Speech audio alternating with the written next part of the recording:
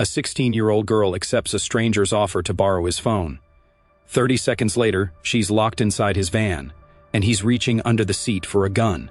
April 2016, Muskegon County, Michigan. Madison Nygard was 16, outgoing, close with her mom, the kind of girl everyone in her small town knew by name. On a Friday night, she headed out to a house party like she'd done a dozen times before.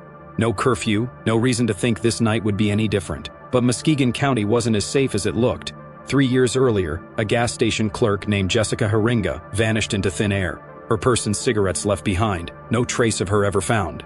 And 2 years after that, a mother named Rebecca Blech was shot dead on a quiet rural road just steps from her own home.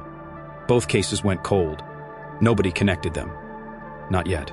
The party moved locations twice that night, ending in an open field lit by a bonfire. Cars circled around it. By the early hours, Madison needed a ride home. But the friend who'd offered was too drunk to drive, and his passenger had passed out and locked the keys inside the car. Madison decided she'd rather walk than wait. She thought her house was close. It wasn't. She was 5 miles from home, alone, on empty rural roads, with a phone that had no signal out there. Hour after hour, she kept walking through farmland that all looked the same. That's when a silver van slowed down beside her. The driver offered a ride. Madison said no, but asked if she could borrow his phone to call her mom. He said sure, get in.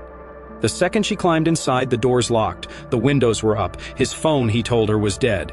And that's when Madison realized she wasn't getting a favor. She was trapped. She demanded to be let out. The man reached under his seat and pulled out a gun. Madison didn't wait to find out if it was real. She unlocked the door and threw herself out of a moving van, then ran, full sprint through the dark until she saw a porch light. She pounded on a stranger's door, screaming that a man with a gun was chasing her. The homeowner let her in and called 911. Minutes later, paramedics found Madison covered in road rash, in shock but alive. The van and the man driving it were gone. Investigators went back to the road where Madison jumped and found 2 unfired. 2 caliber bullets on the shoulder, proof the gun had jammed, not that it was a toy. Nearby, security cameras from a blueberry farm had caught the silver van circling the property, with a distinctive aftermarket antenna visible on camera. Police cross-referenced vehicle records for that antenna across the county, narrowing roughly 32,000 vehicles down to a couple dozen.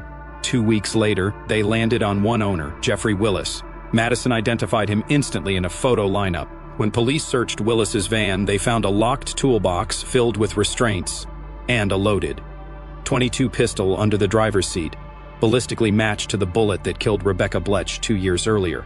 His computer held a file on serial killers and a folder containing information on both Jessica Haringa and Rebecca Blech. Muskegon's 3 unrelated cases were never unrelated at all. One man had been operating undetected for years. In 2017, Willis was convicted of murdering Rebecca Blech. In 2018, he was convicted of killing Jessica Haringa too. 2 consecutive life sentences, on top of the first. Madison's abduction case never went to trial, but her testimony was the thread that unraveled everything. Because a 16-year-old girl made a split-second decision to jump from a moving van, a killer who had already taken 2 lives was finally stopped before he could take a third.